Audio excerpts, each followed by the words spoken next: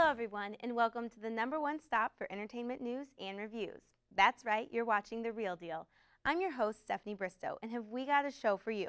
We'll get a new Hollywood trend update from Kaylee Russell, a lesson in Film 101 from Morgan Stair, and a special outside edition of Rocky's Corner.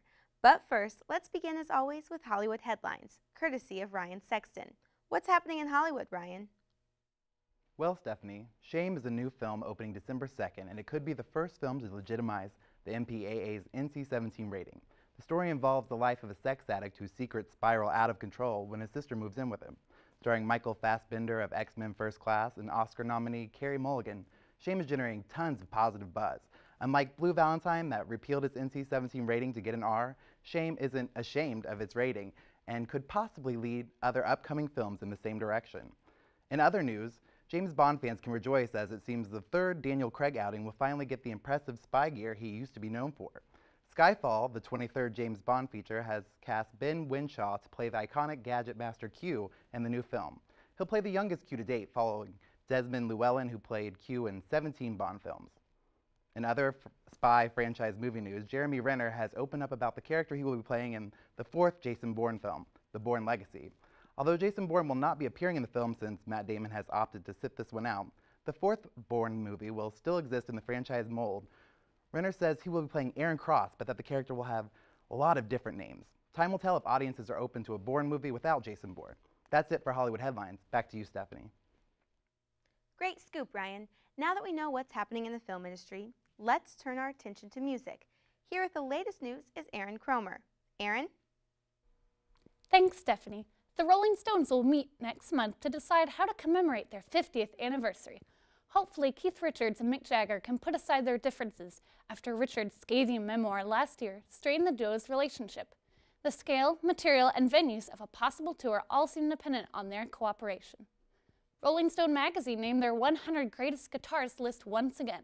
The list covered everything from blues and funk to Jerry Garcia and Thurston Moore of Sonic Youth. Once again, the list only included 2 female guitarists. When the last Top 100 was published, this sparked controversy, along with the long-standing criticism of the magazine that they favor music of the 60s and 70s and do not recognize artists until years later in comprehensive lists. Whether this list will stand the test of time remains to be seen. This has been the Music Minute. Back to you, Stephanie. Thanks, Aaron. And now we head into our first commercial break. When we return, we'll hear from Kaylee Russell and Ben Rocky. Stick around.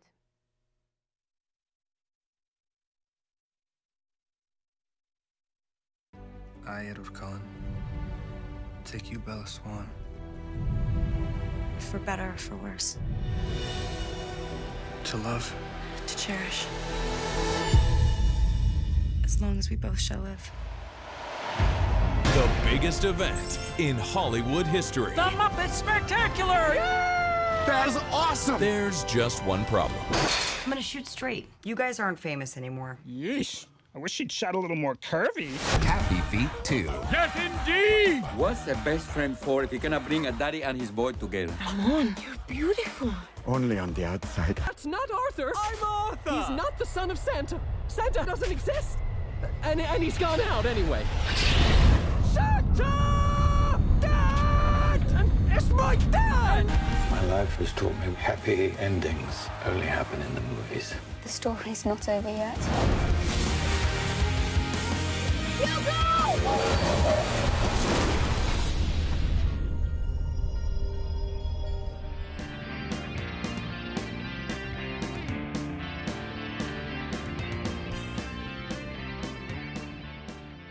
Welcome back. Just when you think Hollywood couldn't be more unoriginal, they find a new trend to pounce on and completely tire.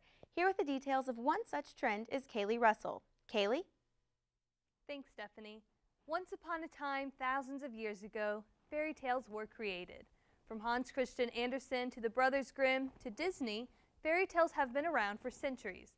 I was sorely mistaken when I thought after the 90s boom in Disney fairy tales, we had seen them all. But recently, movies and TV shows about fantasy creatures and princesses are popping up everywhere. Last year, Disney's Tangled, Red Riding Hood, and Beastly came out in theaters. For this upcoming year and the next after, there will be even more fairy tale adapted movies to be released. Expect to see on the silver screen 2 Snow White movies, one starring Twilight's Kristen Stewart and the other starring Lily Collins and Julia Roberts.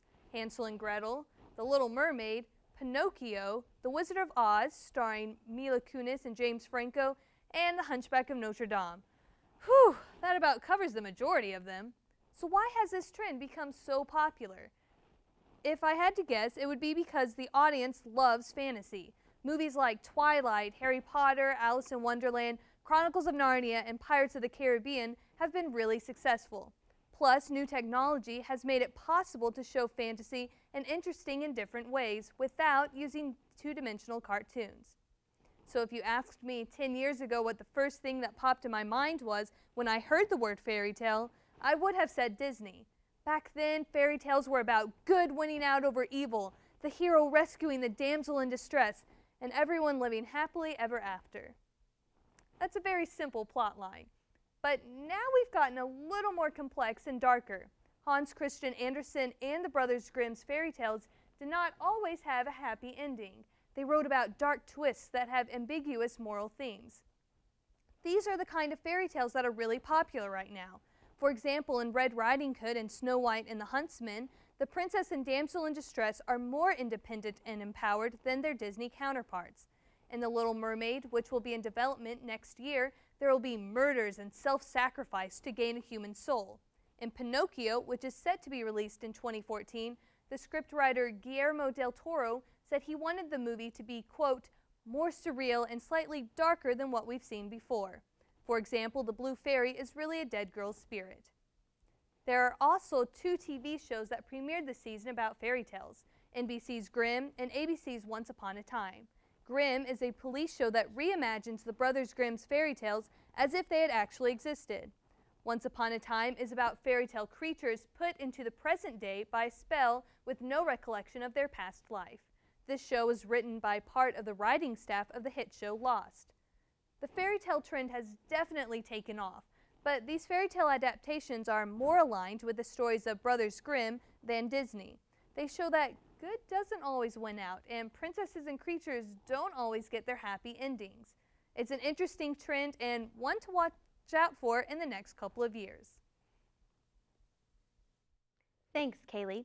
Hopefully when Hollywood makes a Beauty and the Beast adaptation, they cast Shaun White as the Beast. Hey, a girl can dream. Switching gears from fairy tale to funny, let's see what Ben Rocky has in store for us this evening in a special edition of Rocky's Corner. Take it away, Ben. Live from Muncie, it's Rocky's Corner! Today I'm going to be talking about Saturday Night Live. And much like that show, this is live too. I know it's an outside segment, but don't worry. You'll be able to tell I'm live because of the lack of... Now, on to Saturday Night Live. It's been on for a lot of years, and everybody at some point, I'm sure, has seen it. Now, there was a time when Saturday Night Live was just the biggest thing ever. Everybody who was on the show was known at least a little bit. Think of some of the comedy greats nowadays. Will Ferrell, Dan Aykroyd, Chris Rock, John Belushi, David Spade, Jane Curtin, Molly Shannon, Chris Farley, Steve Martin, Bill Murray, and many others. The point being, Saturday Night Live used to be the show that comedians wanted to be on. But nowadays, it's slowly been going downhill. And recently, I've just been noticing a lot of things are wrong with it. Stop it. Let's go over some of them. First, there's the sketches in general. Seth Meyers, the head writer right now, it's like he tries to do his best work on the Weekend Update. When it comes to the actual sketches, they all just fall flat. What makes a great sketch funny is just the idea behind it and how it's executed. Think of Will Ferrell as the nude model. That's funny. You get a guy in there who's just going to disrupt the entire class the whole time while he's trying to pose. Think of Chris Farley as the motivational speaker who lives in a van down by the river. That's hilarious. Of course this guy's going to be bad at that. And Chris Farley's execution makes it that much funnier. Now I got a fever, and the only prescription is more cowbell. But recently, there's always going to be a terrible, terrible sketch that had barely any thought put into it, where the entire joke is that everybody's kissing each other. After it keeps going for another 10 minutes, it's just tiring to watch. Oh yeah, blah, blah, blah, blah, blah, blah, blah. Stupid. Another thing they could use is funny women performers. Their female cast members just don't have anything to offer to a sketch comedy show. The only woman really performing in these sketches is Kristen Wiig. I bet I would look good in purple. Finally, another thing that's really starting to bug me about the show. the way they end their sketches. Because so many of their sketches just end up,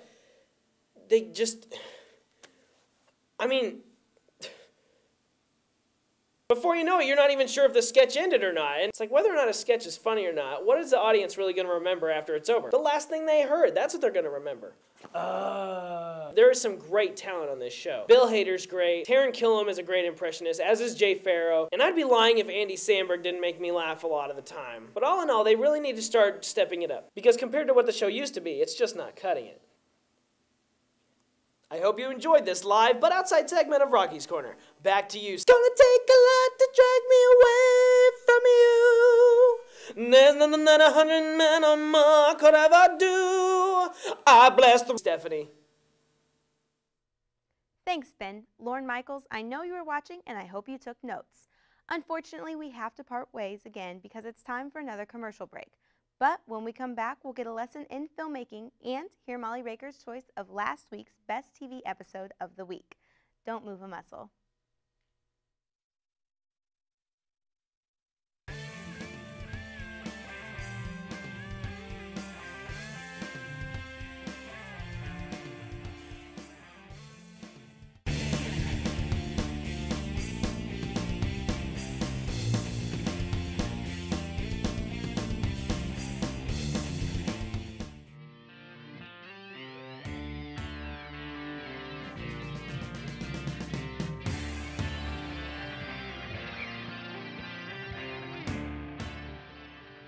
Glad you decided to stick around. Now sit up straight and pay attention because Professor Morgan Stair is here to teach you how you become the next John Williams in this week's film 101. Teach away, Morgan. Thanks, Stephanie. Welcome to Film 101. Today's lesson is how to compose a musical score for a movie. Now, scores come in many different styles these days, so we're going to stick with a classic, cliché Hollywood blockbuster score. First of all, you're going to want to make sure that the film you're scoring is completely cut to time before you begin. If the timing of the edits changes after you've composed music for a scene, chances are it will be completely messed up, and you'll have to start all over, and that's a waste of time. So once the editor hands you the movie, the first thing you need is a theme for your hero.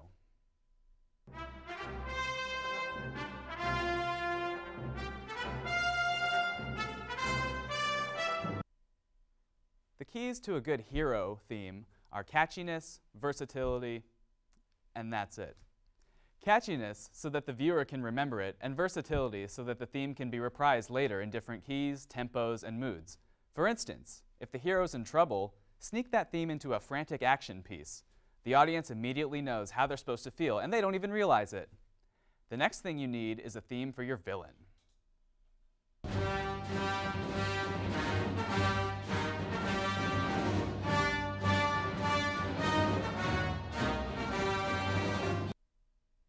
Again, it needs to be recognizable, duh.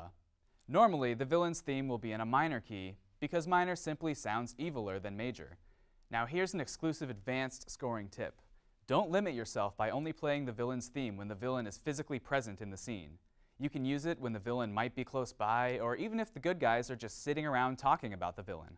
By doing this, you're making the villain seem like more of a threat because the music is an extension of the character, and when that extension is there without the actual character, the villain is subconsciously perceived as more omnipresent and thus scarier. Isn't audience manipulation fun? Now, you need a love theme.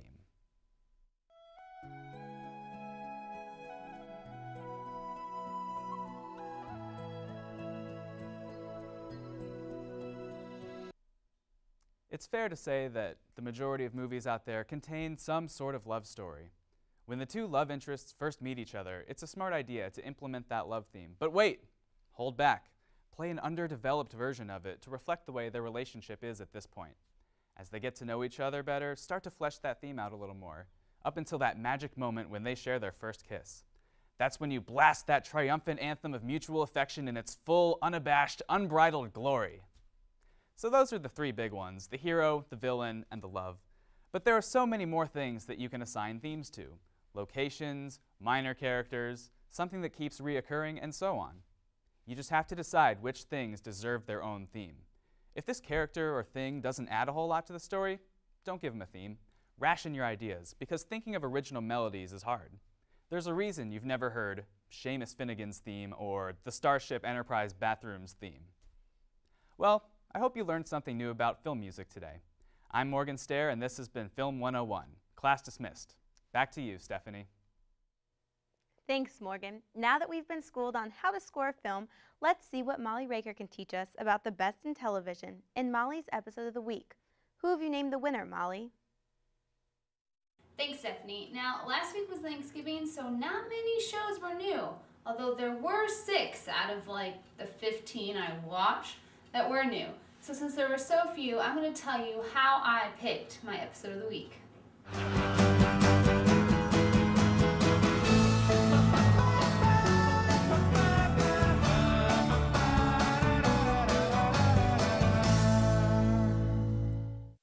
First, what show popped into my head? I just couldn't get what happened on How I Met Your Mother out of my head. Second, what show do I want to see the next episode? I just cannot wait for the next How I Met Your Mother episode. I am dying to see what happens next. Third, I make my decision. Obviously, I'm choosing How I Met Your Mother. And I'm going to show you a quick clip that pretty much tells you the reason why I chose it. Attention people who haven't seen last week's episode, cover your ears, cover your eyes, because it is a huge spoiler alert if you haven't seen it already. Hi. Hey.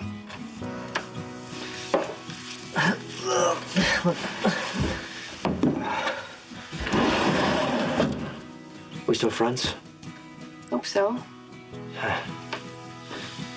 Good, because get this, Ted almost adopted a baby. Crazy, right? Poor guy's going through some stuff. He actually tried to rope me into it. Can you imagine me being someone's dad? I'm pregnant. Now that Robin's pregnant, whose baby is it? Is it Barney's? Is it Kevin? If it's Barney, what does this mean for Robin and Barney? Is she gonna keep it? Is she gonna put it up for adoption? What is she going to do? I mean, Robin didn't choose Barney in the first place, so if it ends up being his kid, this is gonna create some major tension. And supposedly Barney's gonna be getting a new love interest, although I love you, Becky Newton, I don't want you to split up Robin and Barney, even though Robin's being a bitch right now. But now on to a happy couple is Lily and Marshall, who have decided to move to the burbs, which I like and I don't like. It's good for them as characters if they were real people, but what's going to happen in the gang? Is there going to be no more McLaren's hangouts? I mean, are they going to travel like 30 minutes just to have the beer? Probably not. But I love how they handled the space. The house is huge, the apartment is teeny tiny, and with a lot of lamps, I might add. You guys are crazy. This place is enormous. I mean, look around. Have you never heard of overhead lighting? Now on to Ted. He still wants to get married. He still wants to have babies. Yet he is the one that is furthest away from all of his friends from having any of those accomplished. Poor Ted. Now on to my honorable mention, which goes to Revenge. This is its second time as being an honorable mention, and if this doesn't tell you anything, it is pretty good. Although it is soap opera, it is so dramatic, it has a bunch of tension, because the real Emily wants the Amanda to go away, and the real Amanda wants to be Emily, and there's just so much confusion. It's awesome. Now, that is all I have for you tonight. Until next time, keep watching TV. Back to you, Stephanie. Good choice, as usual, Molly. We're in the home stretch, everyone. One last commercial break, and then we'll hear Ashley Lohman's pick for Best of Bracken and my final word. Trust me, you won't want to miss this.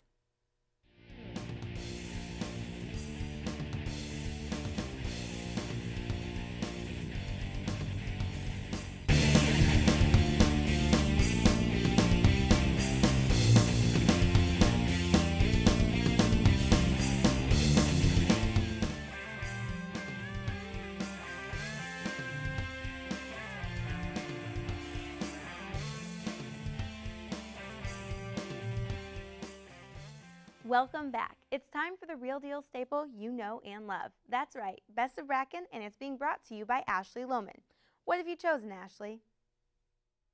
Well, Stephanie, for this week's Best of Bracken, I decided to get a little romantic and talk about the film Return to Me. I definitely have to classify this movie as a major chick flick. It was released in 2000 by director and star Bonnie Hunt, and its two leading lovers are played by David Duchovny and Minnie Driver. The story follows a man, played by Duchovny, who loses his wife to a car crash, and even though he is beyond devastated, he decides to anonymously donate her heart. On the night of the accident, another woman, played by Driver, is in the hospital due to heart disease complications, patiently waiting for a doctor for a donor for her new heart. Well, I'm guessing you can probably piece together the rest. Duchovny and Driver end up meeting a year later when Duchovny's friend tries to get him to go on a blind date at the little Irish-Italian restaurant that just so happens to be owned by Driver's grandfather. She turns out to be their waitress, and the moment their eyes meet, well, you know what's happening. They start to date, all the while both are oblivious to the fact that she has his late wife's heart. However, one night while the two are staying in at Duchovny's, she finds the note that she wrote to her anonymous donor expressing her gratitude for his act of kindness. And that's where I'll be stopping. If you want to know what happens, you'll just have to watch it yourself. Now, I know that most people think of David Duchovny and either see the mysterious and kind of awkward Fox Mulder from The X-Files, or the narcissistic Hank Moody from Californication. But I personally thought he was really delightful in such a romantic role. I might be a little biased because I love his work, but I really did like him in this movie. There's a scene when his friend brings him home from the hospital after the accident, and he doesn't even speak. But the moment his friend shuts the door, he completely breaks down in tears. It's incredibly moving. I realize that the plot of this film sounds a little depressing at first, but I promise you it does get better. I actually found it classified under romantic comedies, and David Alan Grier and James Belushi, who also star in the film, add quite a bit of comic relief. All in all, it's really a feel-good movie about finding love again. So if you're feeling a little stressed out and maybe missing that special someone, I would definitely recommend this film. Back to you, Stephanie. Thank you, Ashley. I'll be sure to add that to my growing list of films to check out. Unfortunately, it's time for us to wrap things up, but I want to leave you with my final word. We were off for Thanksgiving this past week, and if you do celebrate Christmas, you know that lights are already being strung, trees are being decorated, and holiday music is being played. Tonight, I wanted to talk about a few musical artists who are sure to get you in the spirit. First up, Straight No Chaser. This male a cappella group originated from Bloomington, Indiana, when starting the group at Indiana University. The 10 members have released 4 albums, including 2 holiday albums, called Holiday Spirits and Christmas Cheers. I was fortunate enough to check them out 2 years ago, and they blew me away. One of their most well-known songs is their version of the 12 Days of Christmas, which includes a great mix-in of the song Africa from the group Toto. You may have seen them perform this year in the Macy's Thanksgiving Day Parade. They're awesome, so definitely check them out. Second, I've got to go with a classic, Mariah Carey's holiday album, Merry Christmas. This album has been a hit ever since I can remember, and it never gets old. I think most people can't help but join in when they hear All I Want for Christmas Is You. This album was released in 1994, and in my book, it's still going strong. Thirdly, the song Baby It's Cold Outside will always be a favorite. So many artists have covered holiday music, but I suggest listening to this song in the scene in Elf with Zooey Deschanel and Will Ferrell. Other holiday classics include the soulful voices of Bing Crosby, Frank Sinatra, Michael Bublé, and so many others. Tweet at RealDealBSU or write on our Facebook to let us know what jingles send you caroling. That's the end of our show this week. Be sure to check us out on Facebook and Twitter for the latest updates on all things entertainment. Tune in next week for a special holiday edition of The Real Deal, complete with Santa hats and ugly Christmas sweaters. You won't want to miss it. I'm Stephanie Bristow. Thanks for watching. You want to get out of here? I could take you somewhere. We're family. We're meant to look after each other. Hey, Romeo! Brandon, please, will you pick up the phone? You're not taking a spot. Do you play right side attack? Damn straight. Then I'm definitely taking your spot. They need me back in Iraq.